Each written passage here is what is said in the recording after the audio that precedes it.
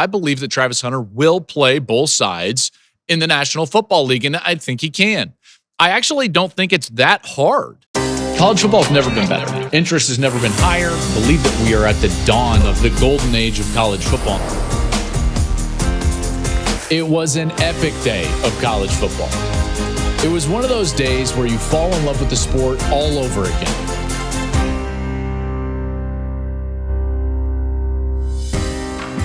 Hey, welcome into the program, everybody. This is the Joel Klatt Show, and I am Joel Klatt. This show, as always, brought to you by Hampton by Hilton, and we thank them for their support, as always. Welcome in. We have got a huge mock draft episode of the show. It's our first mock draft of the season. The 2025 NFL draft is going to be soon upon us, and I'll be there. As I do every year, I work for the NFL Network on the draft, so I'll be there with DJ and Charles Davis and Rich Eisen. I do their main desk on night 1 and night 2 every single year, and so we'll be covering the draft in the lead up to the draft right here on the Joel Klatt Show, and then you can catch me on the NFL Network when we get to Green Bay for the actual draft. So this will be the first mock draft. We're going to do a couple of these because, as is the case all the time, things will change, information will change, so on and so forth. But this one is always a good one to get out there. It's kind of the foundational mock draft that then the entire process is then derived off of what I'm holding in my left hand and what I will be giving you here during this show. Now, remember, before we get started, go follow us and subscribe on YouTube. You've got to be there because a lot of our content is ending up there as exclusives, including the Understanding Football series. Now, that is up. We've got 3 episodes up. If you have not seen those yet, go over and check them out. We're going to be doing more of those during the course of the spring and the off season, and I'll be diving into the sport that we all love and explaining it as if I'm coaching a team. And so if you want to learn more about football, from the basics all the way up, go over there, subscribe to the channel, and watch some of the Understanding Football episodes, and I'll be dropping more of those as well. And then, as always, social media, you can find us at Joel Klatt Show, wherever you like to social media. Okay, let's get into it. Mock Draft 1.0, 2025 NFL Draft. Here we go. Couple of things off the top. Number one, I do not think that this is a great draft. Now, the first thing that you have to understand is, do we have top-end quarterbacks, generational quarterbacks? No. We've got very good quarterbacks, but we don't have generational quarterbacks. We do not have a position of dominance like we've had in the past with like edge rushers and or wide receivers. However, as was the case with college football generally, I do think that there is more parity in this draft, which means that there is going to be very good value as we move on in the draft. You see, it's hard for me to say, this guy definitely deserves to be in the top 10. But then there are a number of guys that I think, they could easily sneak into the first round. So again, more depth in this draft, maybe not the elite level at the top there's a couple of elite players, but we'll get to those in just a moment. So those are some overarching thoughts here as we dive into the draft. Okay, here we go. On the clock, Tennessee Titans, they've got the number 1 pick in the draft. They obviously need a quarterback, but here's the problem. I don't think Shedeur Sanders is going to want to play in Tennessee, and I do not believe that any other player should be taken number 1. So for me, Shedeur is the best quarterback.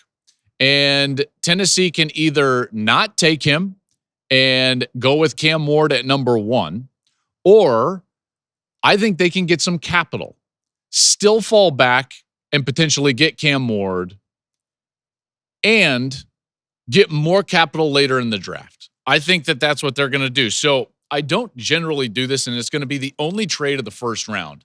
I'm trading the first pick. I think Tennessee trades the first pick for a combination of reasons.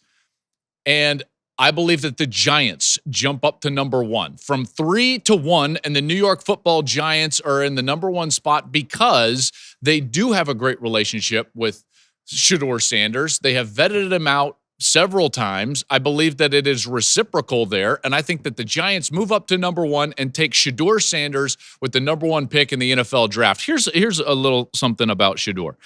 I think that if you really evaluate him as a quarterback and you take the name off the back of the jersey, if you don't if you don't look at who his head coach is, I think he's a clear number one quarterback. And here's the reason, is because Shedeur has this beautiful combination of the ability to be a prototypical passer from the pocket, and he's got the precise ability to be a surgeon in those cases, and he also has the ability to be an artist.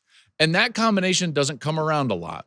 Okay, his ability to create outside of the pocket, extend the play, is Fran Tarkington-esque. He's excellent in those situations. And if you give him some time in the pocket, which Colorado did not generally with their offensive line, but if he has time and he can diagnose what's going on, he is surgical from the pocket. I believe that he has a chance to be much better in the National Football League than he was even at Colorado, because let's face it, as Deion was trying to build the roster from a roster that won one game and make them immediately competitive, they got the skill position players right away, including Shedeur, but what they didn't have is a great offensive line. And as the offensive line got better, Shedeur's productivity went way up, obviously. And they had a really solid season this last year, but they were never great up front. If he can ever get in a position where he's playing on a like footing or similar footing with the opposition and an offensive line that can actually do something in front of them, then watch out. So I believe that he's actually just scratching the surface. I like him at number one, and I like the Giants going up there and trading for him with the number one pick. Okay, let's go to number two, Cleveland. Now, Cleveland could also go quarterback here, but let's face it, they're going to need to replace Myles Garrett, who has now recently requested that trade. And so there's a player that I think is the actual best player. If I were just making a big board, I believe Abdul Carter would be number one. And so I'm going to go Abdul Carter with the Cleveland Browns. He is a really great disruptive player on the edge, and he's only played on the edge, for a brief moment in terms of the totality of his career. He was an off-the-ball linebacker to begin with at Penn State, just moved down to the line of scrimmage basically full-time this last season for Tom Allen, their defensive coordinator, and all he did was go out there and, lead the country in tackles for loss.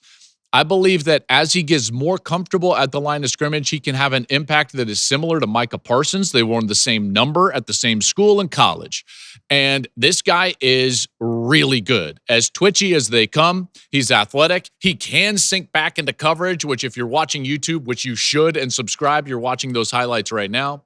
He can do it all. And so with Cleveland needing to replace Myles Garrett, needing to get better on the defensive side. Yeah, they need to add offensive talent, and I think that they probably will. But the Browns, they were last in the NFL in scoring, and their defense probably, I wouldn't say is the absolute priority, but they've got the chance to get the best player in the draft right there at number two, and I'm going to take it. Now it's Tennessee at three, okay? After they flip those picks, Giants go up to number one. Now Tennessee at three. Again, this is going to be my last trade. But now Tennessee, and this is why they were able to do it, they get Cam Ward.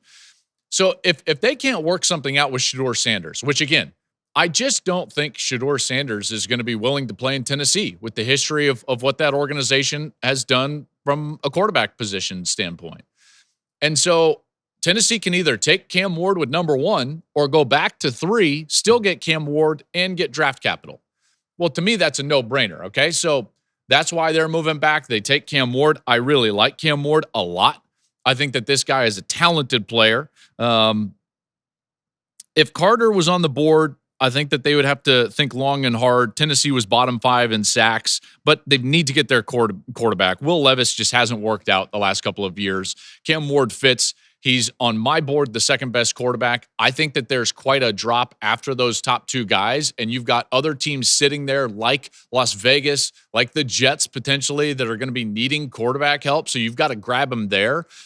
I think from Tennessee's standpoint, they're just going to be hopeful that Cleveland does go Abdul Carter, which again, it just fits because of the Myles Garrett issue. So that's why they can get Cam Ward at number 3. Okay, number 4, the New England Patriots. Now, the future of the franchise is pretty clear with Drake May. I think that we can all, see that handwriting on the wall. They've got to get better protecting him. The Pats allowed the 5th most sacks in the league, so I'm going to go offensive line here. I think it's tempting to go Travis Hunter. He's still on the board here.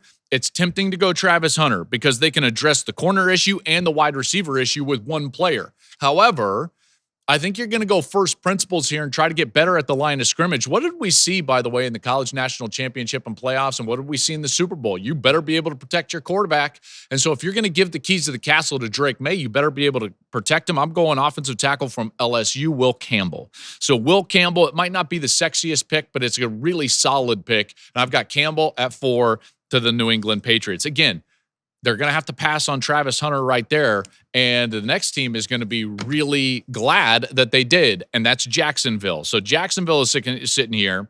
They were last in the league in passing defense and takeaways last year. They only had 9 takeaways in 17 games. They get the best ball-hawking cornerback in the country, and Travis Hunter right here. Travis Hunter to the Jacksonville Jaguars. New head coach Liam Cohen. He was the OC of the Bucs the last couple of years. He compared Travis Hunter with Brian Thomas on the offensive side, and then you're starting to ask yourself, like, well, hold on, Joel. You keep talking about him on both sides of the ball. That's exactly right. I am talking about him on both sides of the ball because I believe that Travis Hunter will play both sides in the National Football League, and I think he can. I actually don't think it's that hard. I really don't. For him, think about it from this perspective. He played over 125 snaps a game and won the Heisman Trophy and was a dominant force on both sides of the ball in college. He played almost every snap on the offensive side. He doesn't have to do that in the NFL. And primarily because I don't believe he is a true number 1 wide receiver or really even a true number 2 wide receiver in the National Football League. His size, stature, and quickness, more importantly, I think lend him to being more of a slot player, get his hands on the ball in creative ways, which means that his snaps get limited from, let's say, 60 to 35 just based on game situation and personnel grouping. Okay? I'm going to have, by the way, a big understanding football about personnel grouping so that you understand more about what I'm talking about. So make sure to go subscribe to the YouTube and check out that understanding football. But Hunter's snaps will be limited offensively just because of his role, which means he can be the starting cornerback and play the whole game on defense and then be a number 3 wide receiver on the offensive side. And now you truly are, if you're Jacksonville, getting 2 players in 1.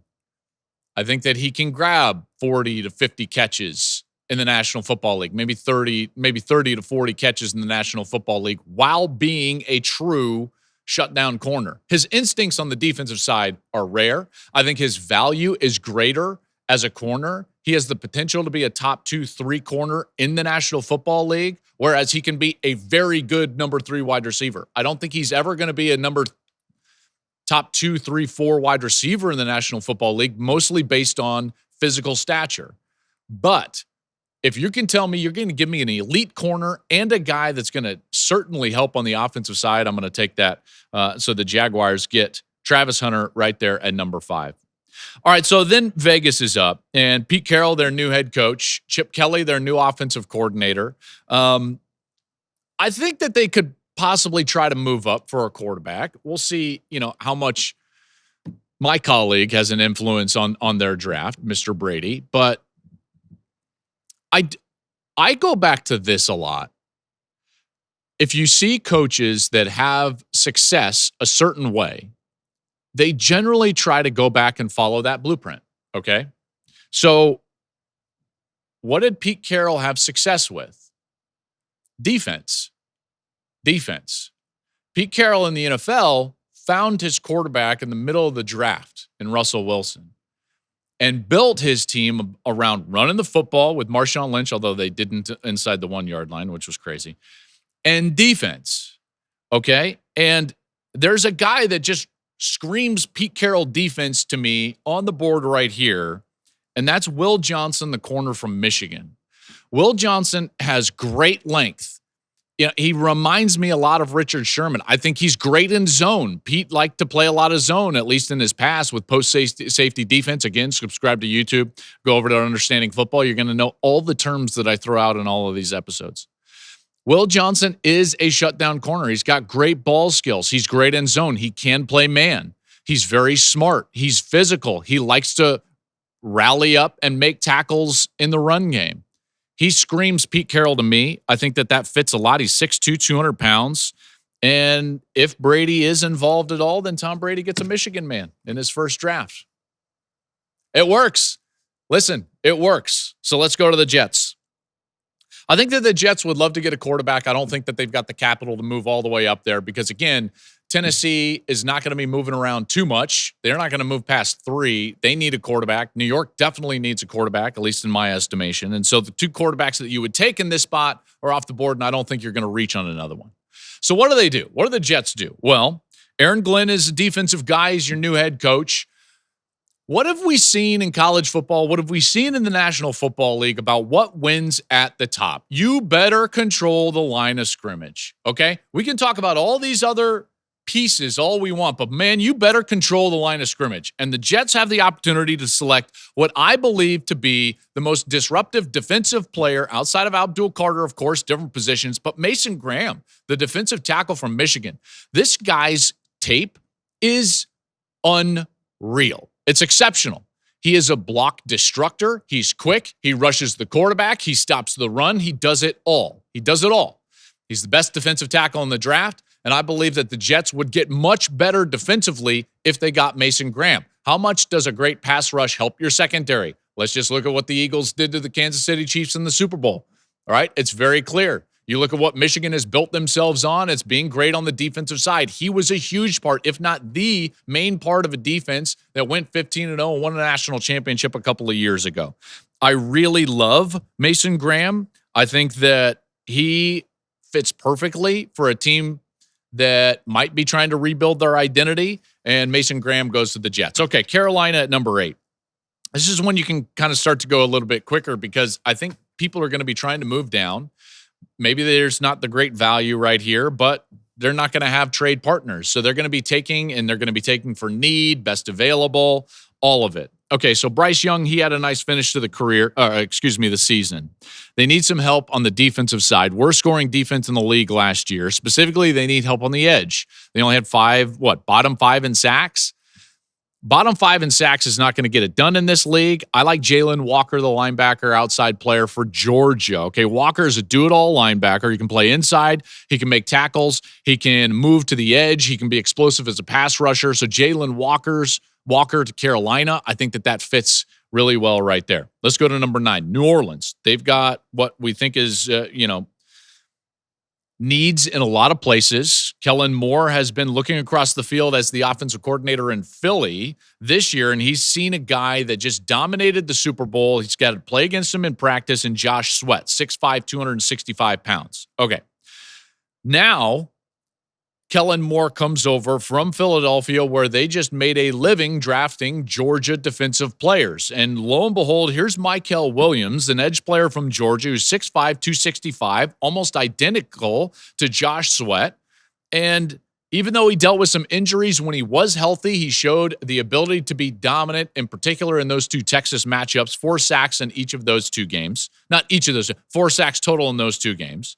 And again, that Eagles blueprint of drafting Georgia defenders, look at what ultimately paid off, a Super Bowl championship up there. Kellen Moore comes down to New Orleans. I think he takes Mykel Williams. That goes to number 10 now, and now the Bears are on the clock. Man, how different the Bears season would have been. Think about that Hail Mary between the Commanders and the Bears. As painful as that is for the Bears fans and amazing that is for the Commanders, like, the deflection point of where the seasons went from there from each team is so drastic. So drastic.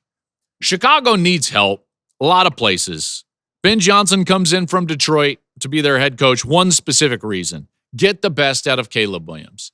I don't believe you do that through skill position players.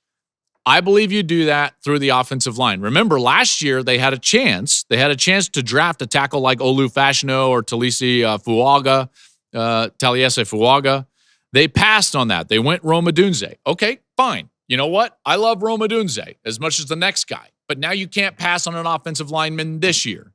So I like offensive lineman from Alabama, Tyler Booker. Might not be the sexiest pick again, but you've got to get Caleb Williams some help in front of him. He was sacked 68 times last season. That's the 3rd most in history. How about an offensive lineman? Chicago, I think that that's an easy pick right there. I think that Booker is likely more of an interior guy, but just taking someone that can play on the offensive line and do it well is an upgrade. Now at 11, San Francisco. They brought back Robert Saleh to be the defensive coordinator after finishing 29th in scoring this past year. They've got some free agents in the secondary, and I think the best player available at this point would be the Thorpe Award winner from Texas, Jahdae Barron.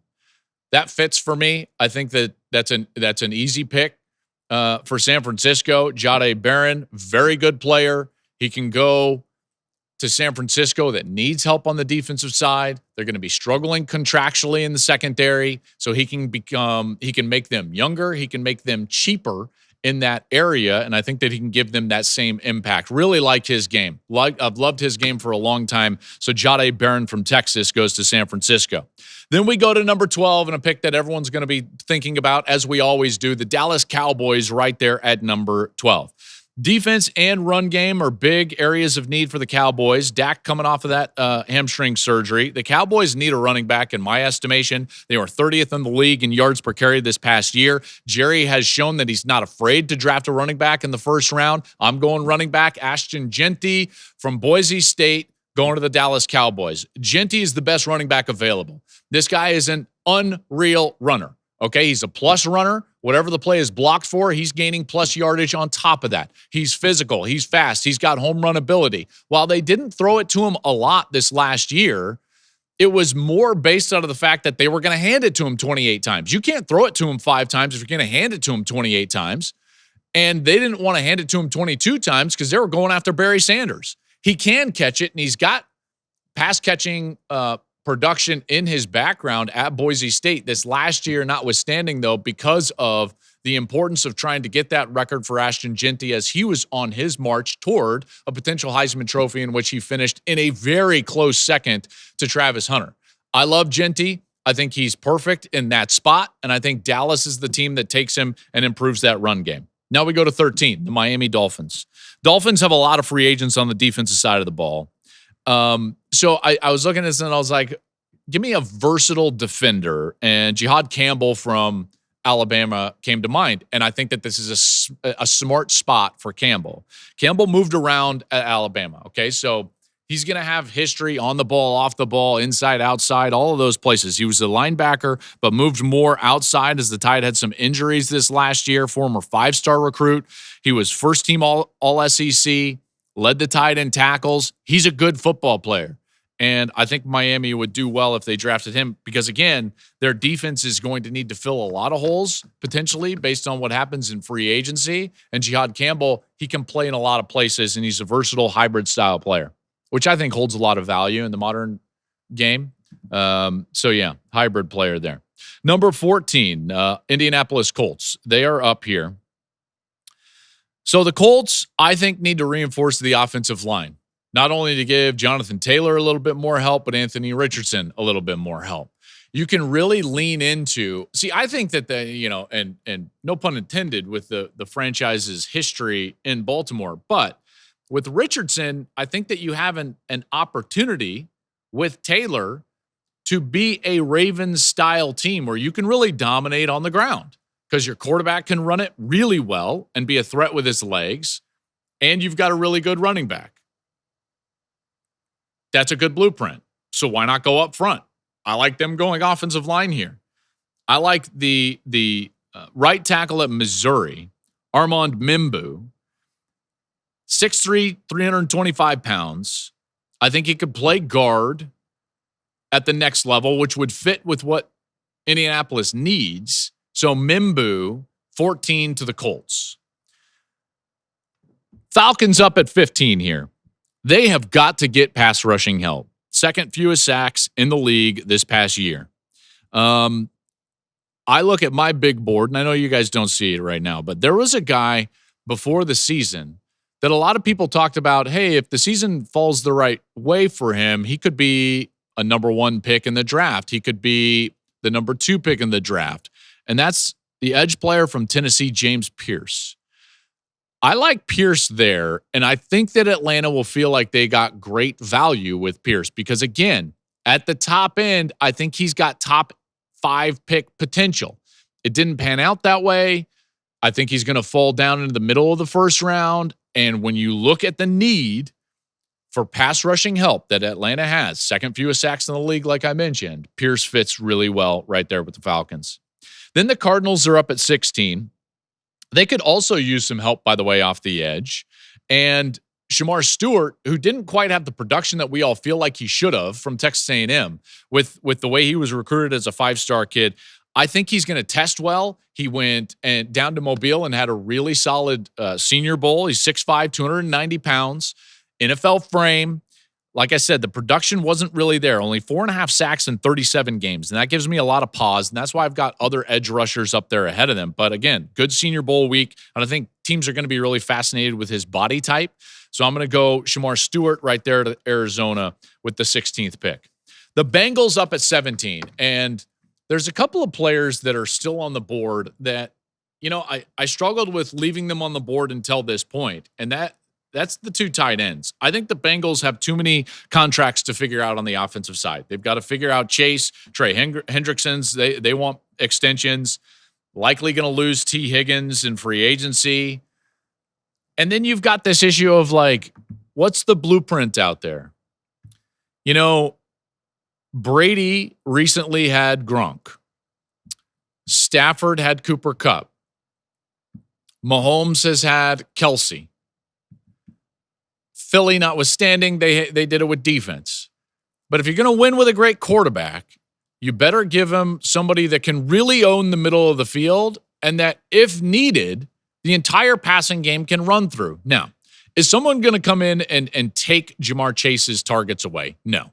And if he's there, the passing game is going to run through Jamar Chase. However, when you start looking at someone that can command attention in the middle of the field and can be creative, similar to what Kelsey has been for Patrick Mahomes, I think Cincinnati has a player sitting in front of them that can be a Kelsey influence to Burrow. So Cincinnati gets their Kelsey, and they're going to take Tyler Warren, the Mackey Award winner, the Penn State tight end. I really love this selection. And again, when you're doing these mocks, sometimes you mock places and it's like, do I think Tyler Warren's going to last all the way until the 17th pick to Cincinnati? Probably not, but I want it so bad. I want Burrow to have Tyler Warren. I want him to have this creative playmaker that you can get the ball to in so many different ways. He's great with the ball in his hands after the catch, tossing it to him. He lines up all over the field. He took snaps at quarterback. Again, the creativity commands attention. And when you're commanding attention away from Jamar Chase, that's going to improve your offense, and it's going to improve Joe Burrow. They need something that gets them over the hump of some of these other AFC, teams like the Bills, like Baltimore, like Kansas City. And maybe Tyler Warren is that piece. I love Warren. The entire passing game had to go through him. Part of his production was the fact that Penn State did not have a very good core of wide receivers, so it had to go through him. So he commanded attention and yet still finished with over 100 catches this last year. Let's go to the 18th selection in the first round of the NFL draft, the Seattle Seahawks on the clock. Seattle allowed the 4th most sacks in the league last year. They need more talent on the offensive line. Again, these picks don't tend to be all that sexy, but if you're Geno Smith, you were under a ton of duress last year, pressured on nearly 40% of his dropbacks. That was 5th most in the National Football League. Their left tackle, Charles Cross, he's entering a pivotal year for him, year 4. Seahawks have a decision to make about his next contract. I'm taking the tackle from Texas, Kelvin Banks Jr. He's an excellent player. I think he's got position versatility. He could move down if you wanted to. I think they could flip him out to right tackle if you really wanted to. Their left guard, Laken Tomlinson, is a free agent, so that could be a potential bridge spot for Banks. Again, just talent up front. And I think that's a direction that they could go. So at 18, Kelvin Banks Jr. from Texas to the Seahawks. At 19, Tampa Bay. Okay. Godwin suffered that nasty dislocated ankle this year and is a free agent. Mike Evans is going to be 32 years old. There's a wide receiver that just fits the Mike Evans mold available right here. You can get Baker Mayfield, another tall, rangy, solid number 1 wide receiver, Teteroa McMillan, the Arizona wide receiver. I've got him 19 to Tampa Bay. They lost their OC to the Jags, Liam Cohen. This is not a great wide receiver draft as opposed to last year when we saw 3 wide receivers in the top 10. So I think McMillan could likely fall to this spot. I just like this a lot. He just reminds me so much of Mike Evans in just body type, the way that he can go up, run some of those routes. His length is such a weapon down the field. You know, his lack of productivity this year as opposed to last year, I think a lot of that had to do with the fact that they were just forcing the football to him so much, and the entirety of the defense was able to focus on number 4 for Arizona. But I like Teteroa McMillan to Tampa Bay. Again, that mold of Mike Evans, I can't get that out of my mind. 20th pick, the Denver Broncos. Okay, so the Broncos, I think they need to do 2 things here. I think that the Broncos need to get better in the run game and up front with their offensive line. And they need to continue to develop some threats in the passing game and weapons for Bo Nix, their young quarterback, who had a really solid rookie year. Their run game was a problem. And they've got a guy I think can help in both areas. From Michigan, the tight end Colston Loveland. Now, Colston Loveland is a more inline traditional style tight end as opposed to, like, let's say Tyler Warren, who I gave to Cincinnati with the 17th pick. Loveland has been excellent inline blocking for a team that loves to run the football. We know that. But he's also an outstanding traditional route runner. Not maybe the creativity of a Tyler Warren, but in terms of a traditional sense, can line up as the single wide receiver on the outside, can create from inline running the seam. He can flex out. He's very good and precise in his routes. He's got great hands, and he's got an ability to run with the ball in his hands that few tight ends have. I think the lack of production for Colston Loveland was twofold this last year. I think that his value is going to get hurt by the fact that they did not have quality quarterback play, nor a real passing identity whatsoever this last year at Michigan, and he was battling some injuries. Everything had to go through him. Everyone focused on him. Those 2 areas are why he didn't have a great year from a statistical production standpoint, but he fits great with Denver. I nailed Denver last year. I said Bo Nix to the Denver Broncos. I thought it was going to be a great fit. This one is another great fit. You know, to me, Colston Loveland, he's a better blocking version of Jimmy Graham. And with Peyton's history with the Saints, again, I go back to those blueprints. I did it with Pete Carroll. I've done it now with the Bucs with Mike Evans and Teteroa McMillan, and maybe with Sean Payton and Colston Loveland, they find a little bit of a fit there with their pass and a tight end to the Denver Broncos. Now we get into the late 20s here, or I guess it dip into the 20s, the 21st pick with Pittsburgh. I'll be honest with Pittsburgh. I have no idea. I think Pittsburgh could use any number of position groups. Therefore, I don't think that this is necessarily just a position of need. Who's going to be their quarterback this year? Like, they've got a lot to figure out. Looks like Russell Wilson won't be coming back. Will they bring Fields back? I think so. Will they go the free agent route? Not sure. Is a Cousins? Who knows, right? They could go for a quarterback in round 2. I think that they need a wide receiver. George Pickens is their only real threat, and he hasn't really been that consistent. And so I'm going to go wide receiver here. Matthew Golden from Texas, the wide receiver. Golden only spent 1 year at Texas. He transferred in from Houston, but he made the most of it. He was excellent for them and obviously made a few huge plays in the playoff for Texas as they were able to beat Arizona State. Again, my confidence level is low on this one because I don't know where Pittsburgh is headed. And that sounds strange because Pittsburgh has been like the picture and the pillar of consistency in the National Football League for a long time, but this offseason feels a little bit different. All right, at 22, the LA Chargers.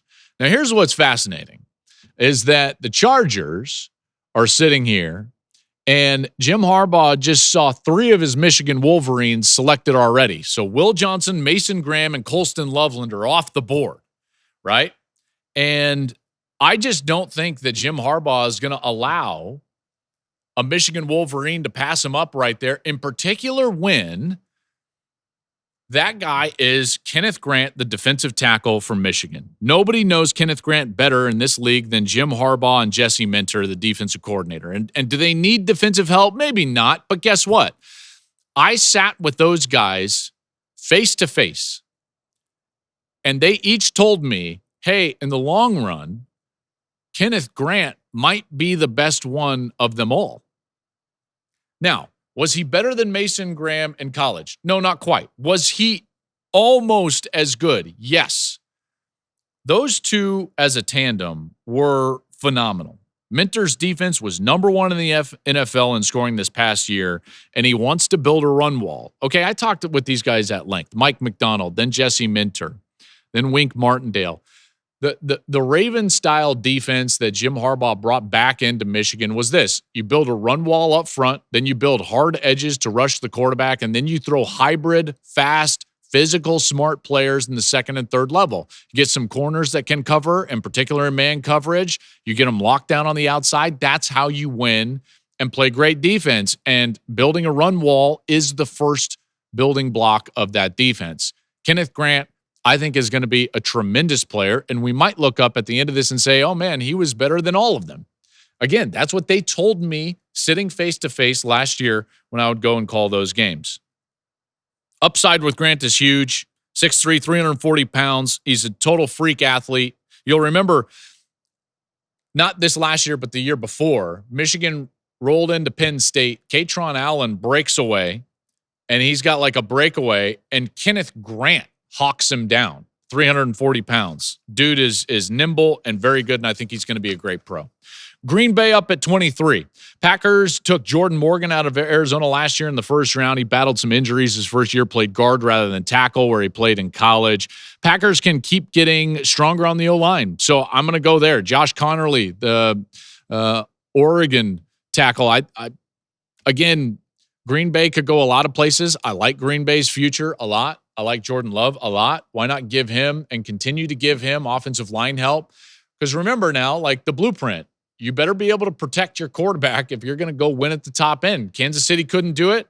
Green Bay is going to have to do it, in particular in their division and in the NFC. The 24th pick, Minnesota.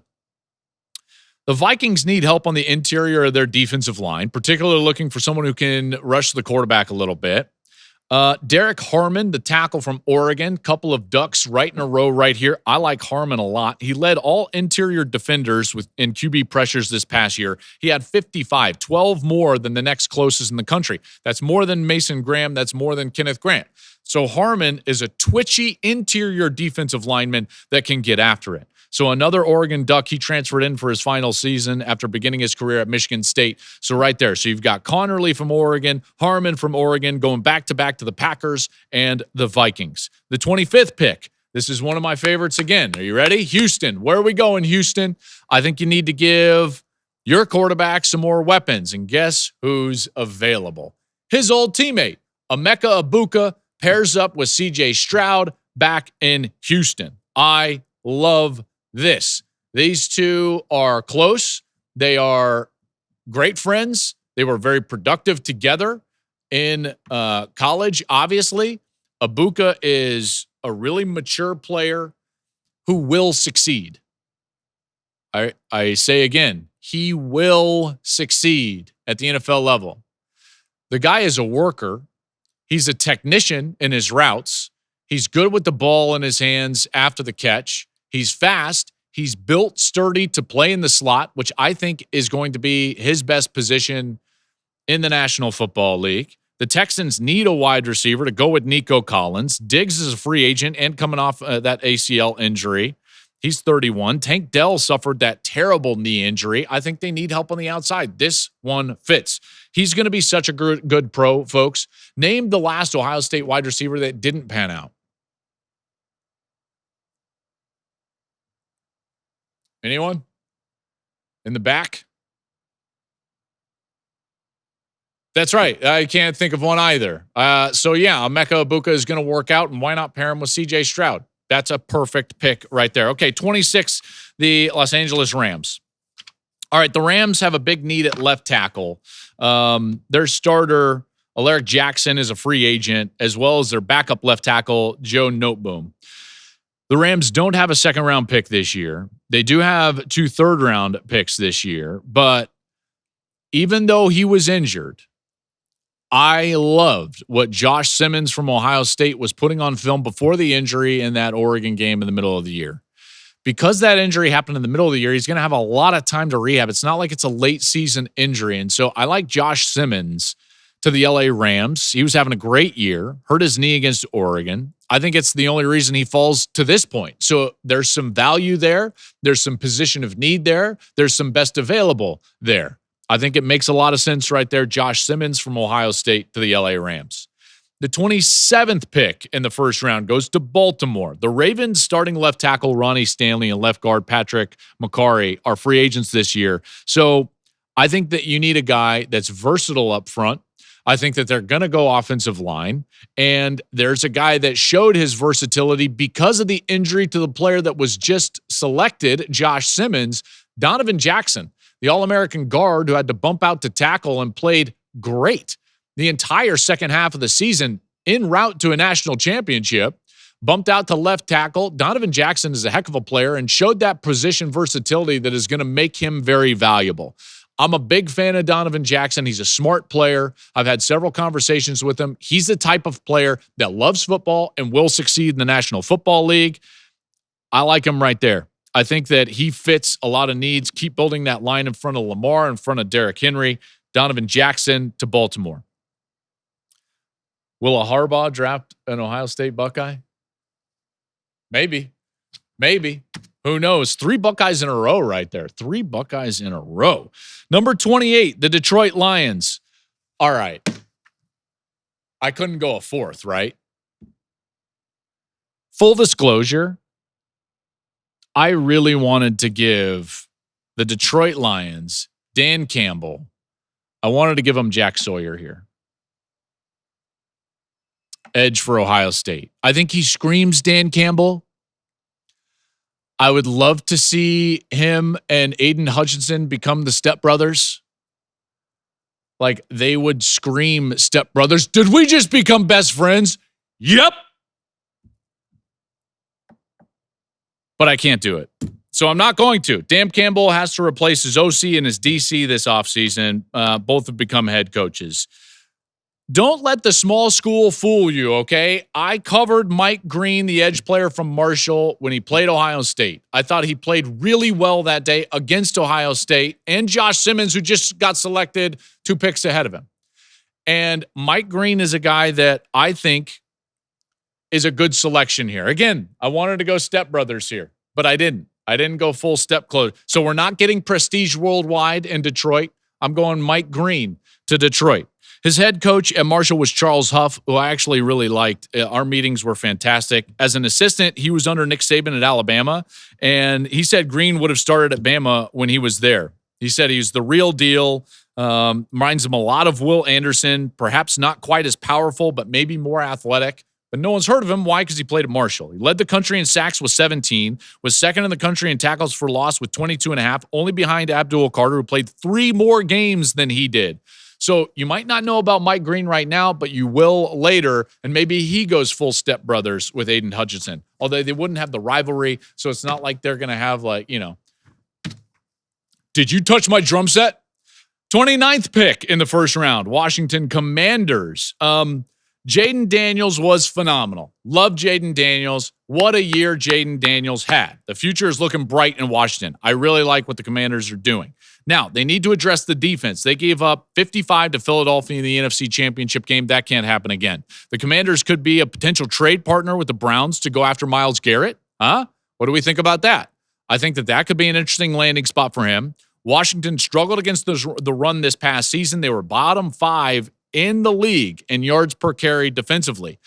So if you can get Myles Garrett, I think you go back a level or 2 and you get what I would consider to be the best run defending safety, Nick Emmanwori from South Carolina. He's a big safety, 6'3", 225 pounds. He can come up and help in the run game. I think the more he's at or near the line of scrimmage, the better his game is. So Emmanwori is a guy I like and fits. But again, the caveat being, I think Washington would be a great spot for Myles Garrett. 30th pick, Buffalo Bills. If the mission for the Bills continues to be how do we get past Patrick Mahomes, then the Eagles laid out the blueprint. Okay? What's the blueprint? It's a copycat league. So what do you got to do? Get after it up front. Get after it up front. Overwhelm the line of scrimmage with pressure. So I'm going to go with the tackle, who I think can do that, Walter Nolan from Ole Miss. Walter Nolan was the number one high school recruit in the country, went to A&M initially before transferring out to Ole Miss.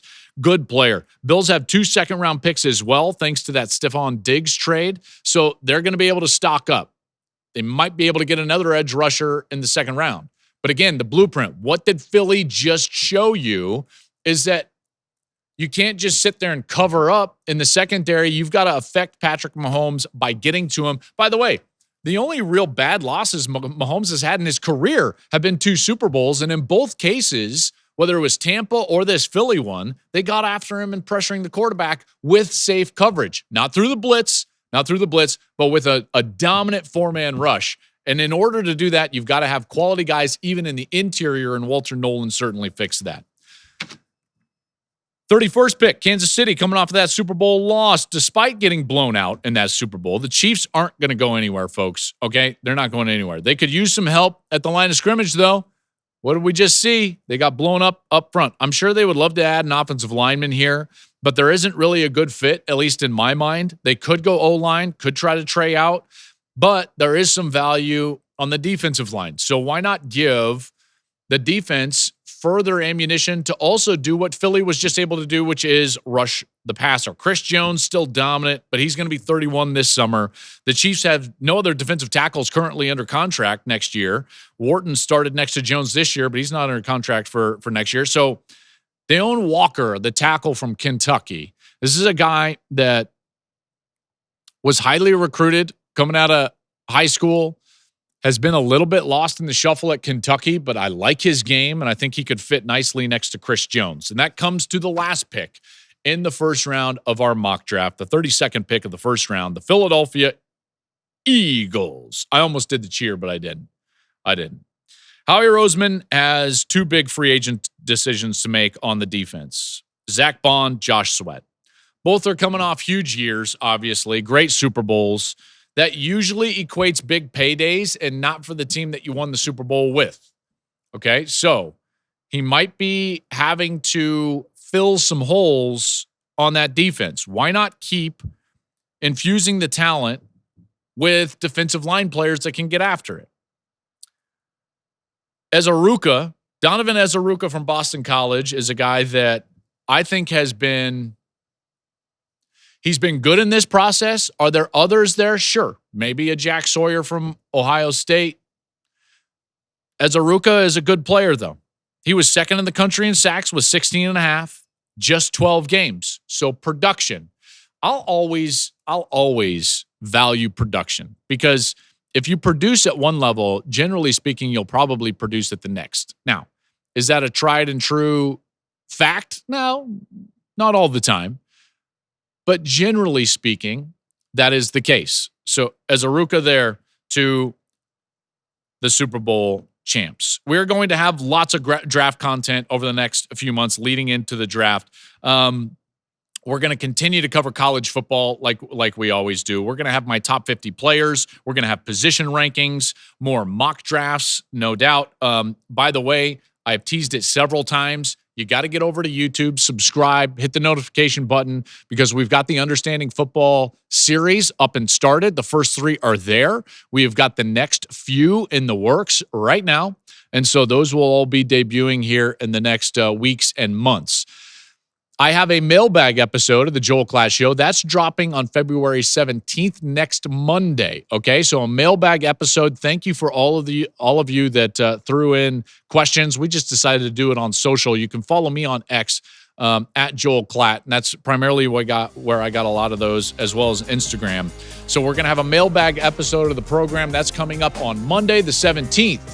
Until then, rate and review us wherever you're listening. Subscribe on YouTube and share this show with a friend. Share this mock draft with a friend. I hope you enjoyed it, everybody. Thanks to Hampton by Hilton for all of their support. And we'll be back on the 17th with a mailbag episode.